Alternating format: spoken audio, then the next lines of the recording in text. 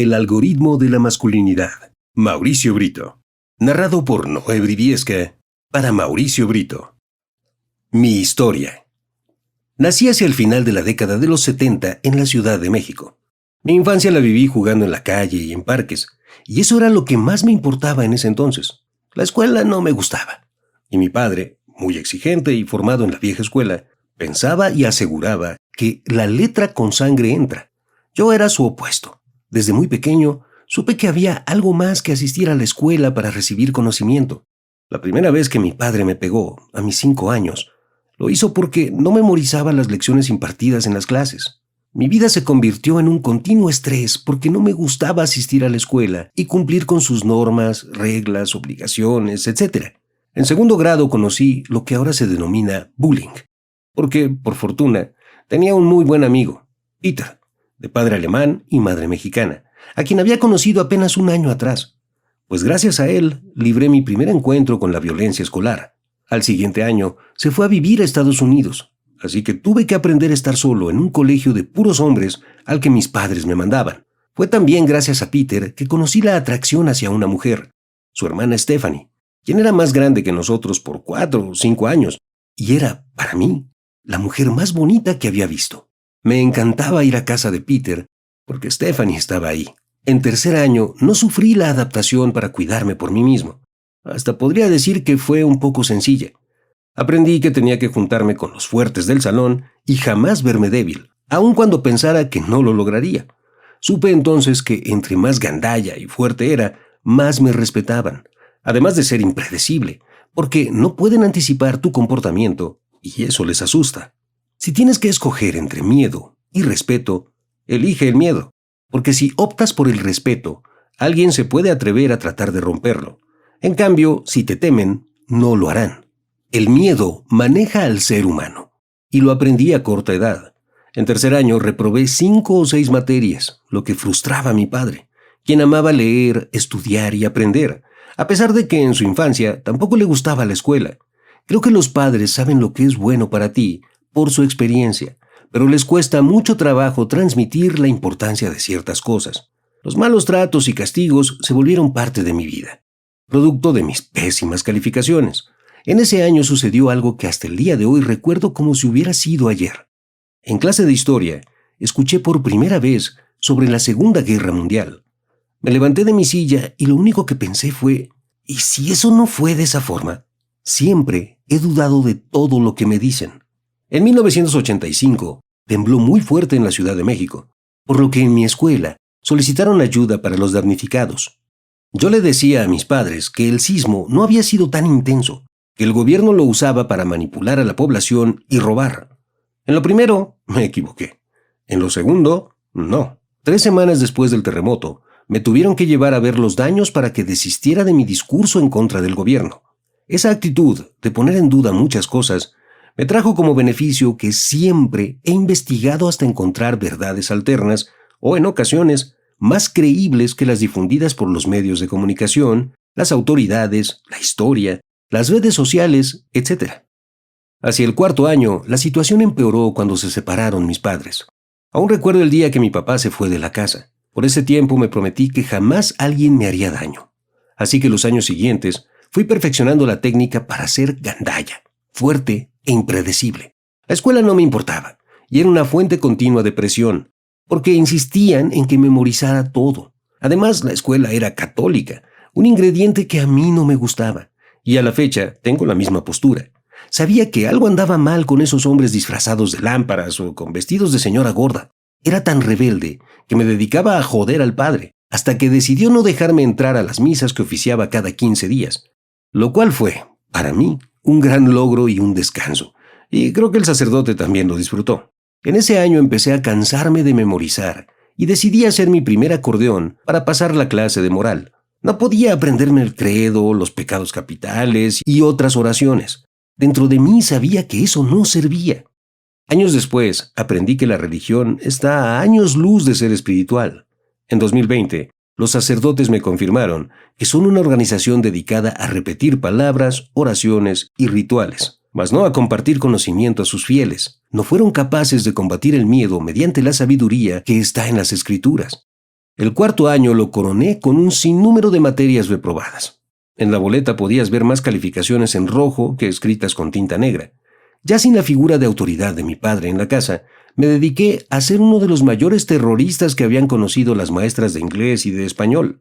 Las retaba, las hacía perder su centro, y en una ocasión hasta hice llorar a la profesora de inglés.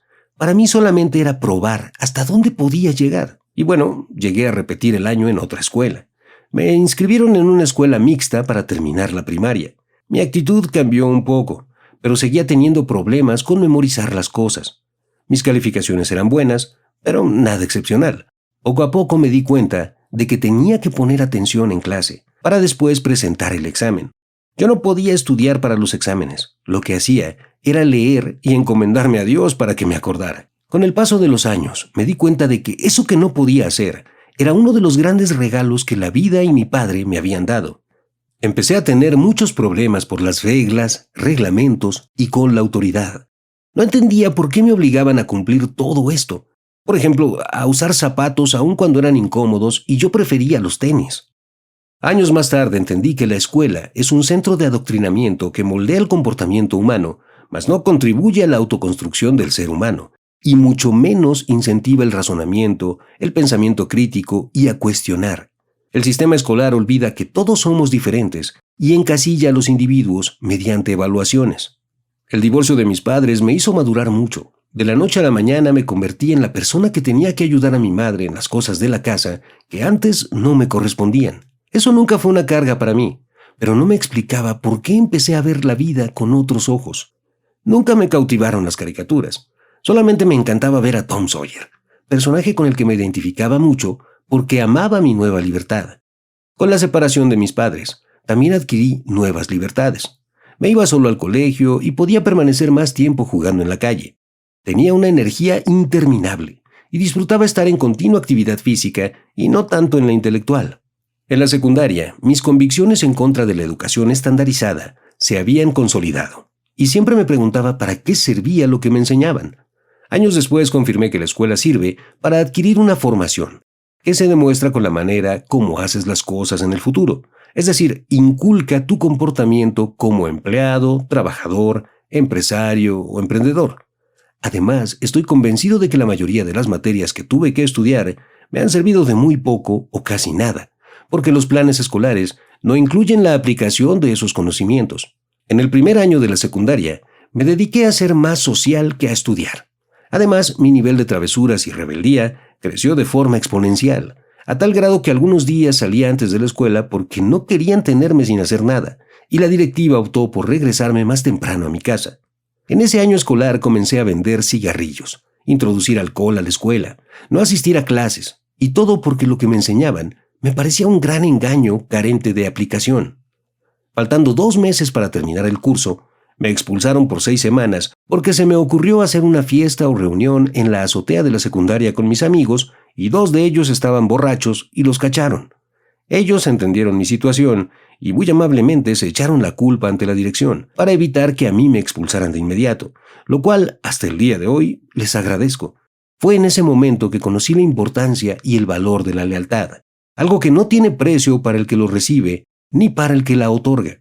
Tristemente no me aceptaron de regreso para el siguiente ciclo, solo me dejaron presentar mis exámenes finales. El segundo año de secundaria fue el mejor, el peor y el año mágico para mí. Fue el mejor porque conocí a uno de mis mejores amigos, con el que compartí muchas cosas enfocadas en transgredir el reglamento escolar. Fue el peor para la escuela, porque nunca se imaginaron que no tenía límites. Volví a hacer negocio con la venta de alcohol dentro de las instalaciones de la escuela. Cerré la escuela con la intención de dejarla así por lo menos un fin de semana. Infringí todo el reglamento de cumplimiento y casi por completo el de disciplina. Claro está, me volvieron a correr y solamente me dejaron presentar exámenes finales. Los directores siempre se tocaban el corazón con mi madre y por eso accedían a que presentara exámenes finales y me retirara de la escuela. Y fue mágico, porque empecé a tener una relación muy fuerte con el alcohol. Me di cuenta de que era un excelente instrumento para sobrellevar y tolerar las cosas que no podía entender. Ya en el tercer año, mi comportamiento cambió. Estaba cansado de luchar en contra del sistema. Además, era el último año antes de entrar a la preparatoria y porque había asistido a unas terapias de hipnosis con un psiquiatra. Años después entendí el potencial que tiene este tratamiento para cualquier persona. Lo recomiendo ampliamente.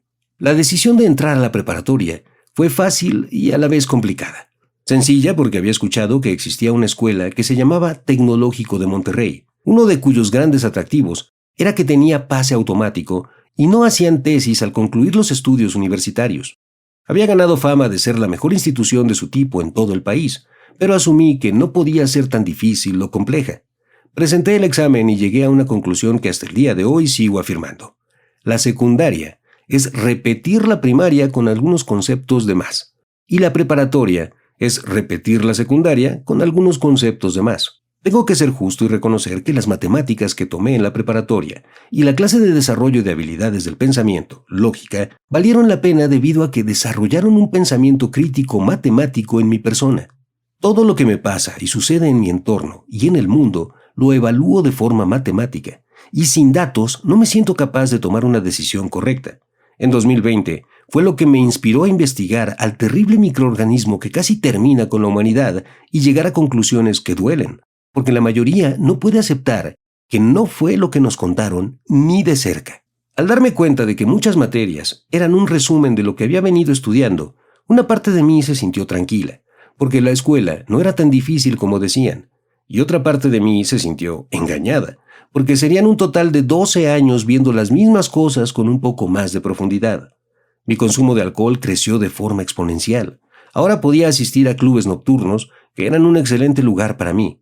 La magia empezaba con las luces, la música y cuando corría el alcohol. Siempre me había estado preguntando qué más tenía la vida para mí. No creía que fuera solamente lo que veía. Siempre tuve un deseo incontrolable por saber más y aprender más. Estaba convencido de que tenía que haber algo más. Mis amigos se divertían con cosas normales de la edad, salidas, mujeres, el billar, etc. En contraparte, a mí siempre me atraían temas que a la mayoría les resultaban inexistentes, poco atractivos o casi nulos. Me costaba trabajo pensar que nadie se interesaba por temas más profundos. Me aburrían sus pláticas o gustos, pero convivía muy bien gracias al consumo de alcohol, porque hacía que se me olvidaran todos mis cuestionamientos. En esos años emprendí mi primera relación seria y conocí a una gran mujer, con la que pasaba horas platicando de diferentes cosas, y empecé a interesarme en temas de psicología y comportamiento humano, política y economía. El TEC de Monterrey fue una gran ilusión, porque estaba convencido de que por fin iba a adquirir conocimiento de calidad. Además, estaba en la mejor universidad de México. Desde la preparatoria comencé a preguntarle a los maestros sobre la utilidad de las materias, pero no siempre obtuve respuestas que pudieran satisfacer mi curiosidad. Al llegar a la universidad, esta extraña costumbre creció, y no había materia en la que no cuestionara la aplicación de lo que se me estaba impartiendo.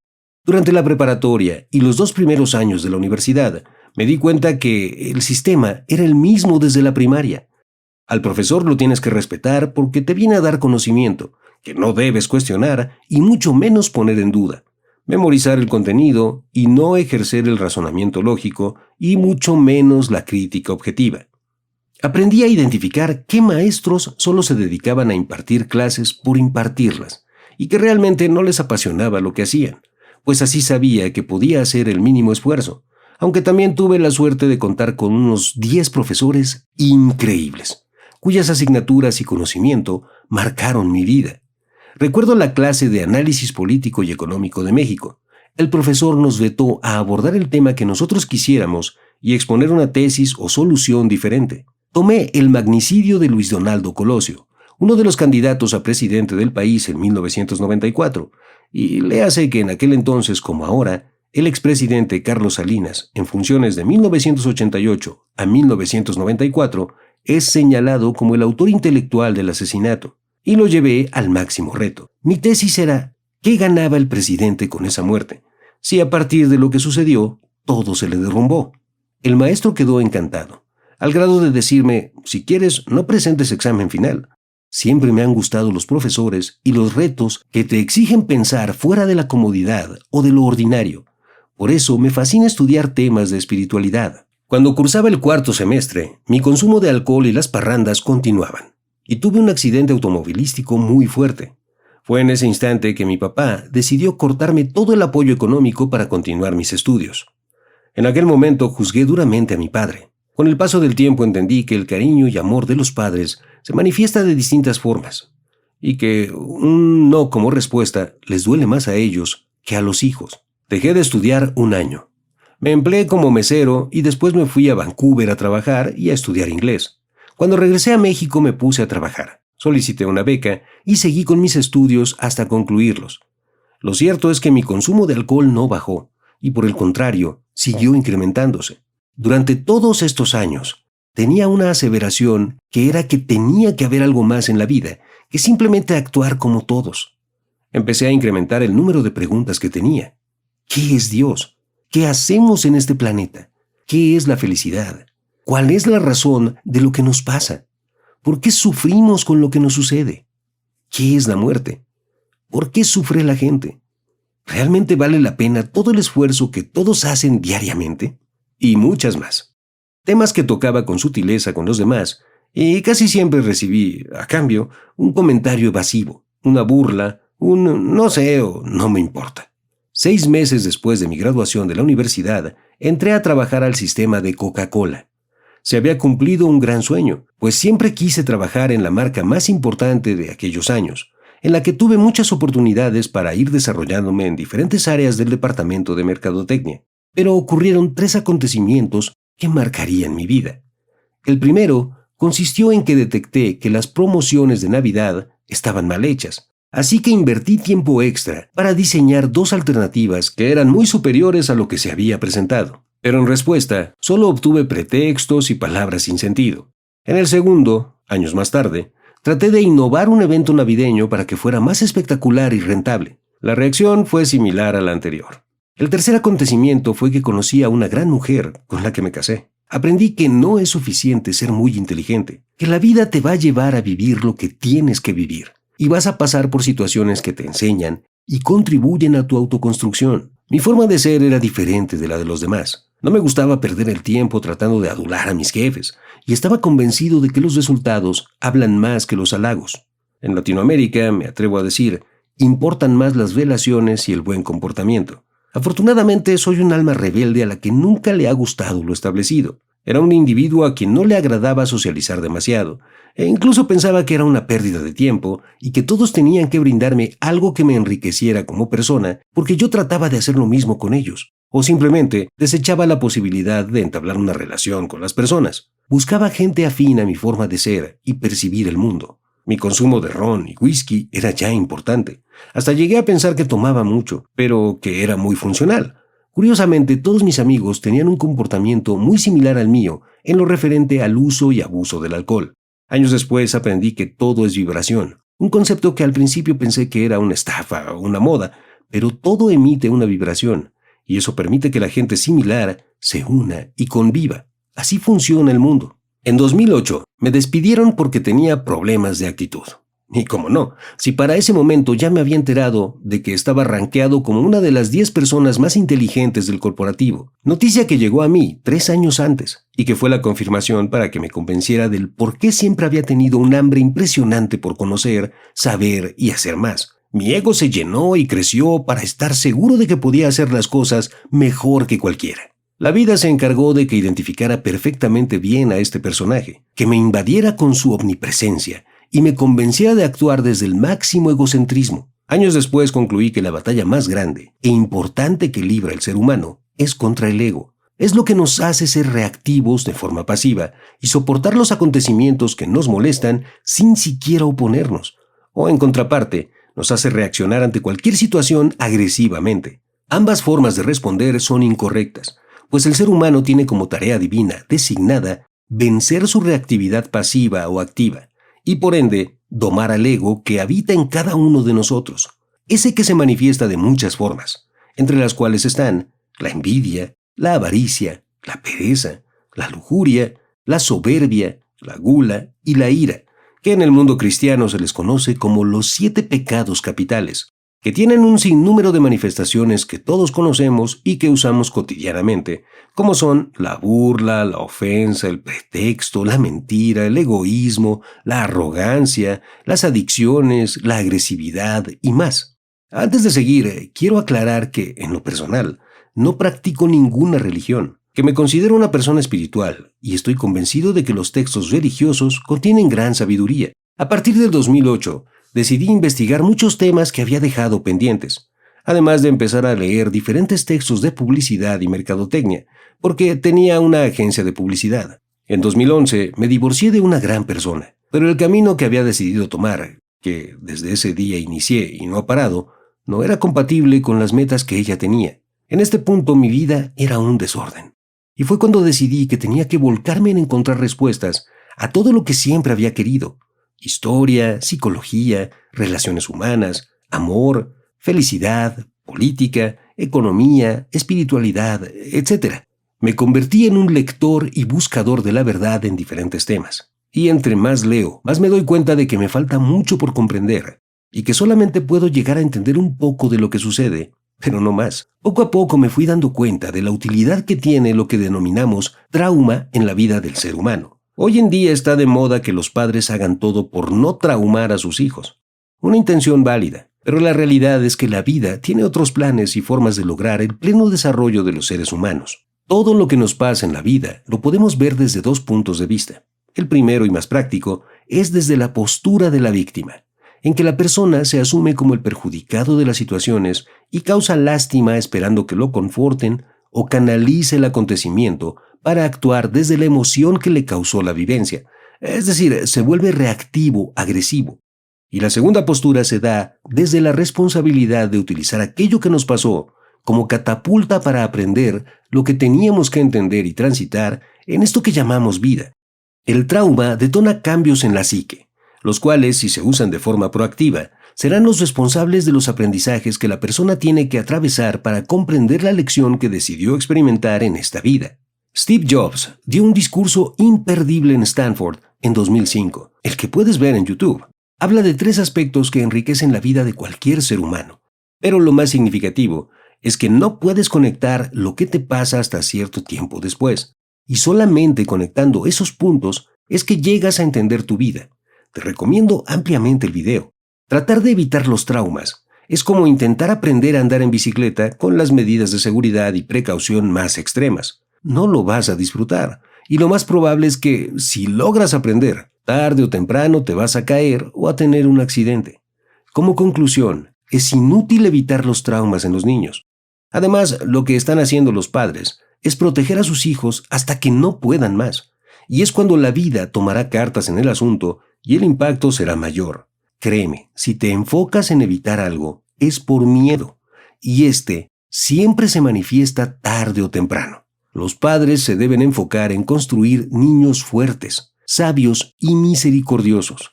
Hoy en día agradezco cada uno de los malos tratos y la excesiva disciplina de mi padre. Eso me formó para tener problemas con la autoridad desde temprana edad, los que me hicieron una persona que no conoce la cobardía. El divorcio de mis padres me hizo abrir los ojos y enfocarme en la búsqueda de la realidad, por más cruda y cruel que sea y que pocos quieren ver. Las confrontaciones con mi padre sirvieron para nunca dejar de cuestionar todo, sin importar quién esté enfrente. La rebeldía que adquirí en la escuela para no memorizar me sirve para investigar hasta entender las cosas y así poder transmitir a los demás el poco conocimiento que tengo, porque lo asimilé, lo entendí y no solo lo memoricé. Mi forma de beber me sirvió para poder llegar hasta 2019 y estar lo suficientemente maduro para entender por qué y para qué lo hacía. ¿Para qué me sirvió? Y me llevó a descubrir un mundo de conocimiento absoluto cuando me entregué a estudiar aún más la espiritualidad y abrirme al mundo de las explicaciones infinitas. Hasta el momento en que abraces al trauma y lo agradezcas, dejarás de ser víctima y podrás entender tu camino. Si es muy fuerte para ti esta postura, te deseo lo mejor en tu camino de sufrimiento continuo. Créeme que he estado allí y sé lo que duele, pero también sé que es lo más fácil. Si por el contrario, decides ir más profundo y estás comprometido con el camino de la autoconstrucción, te felicito.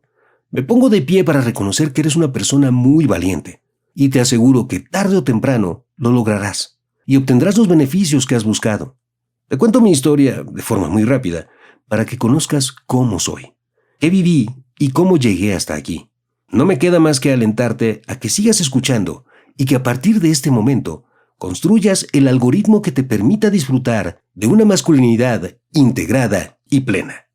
El algoritmo de la masculinidad. Mauricio Brito. Narrado por Noé Briviesca para Mauricio Brito.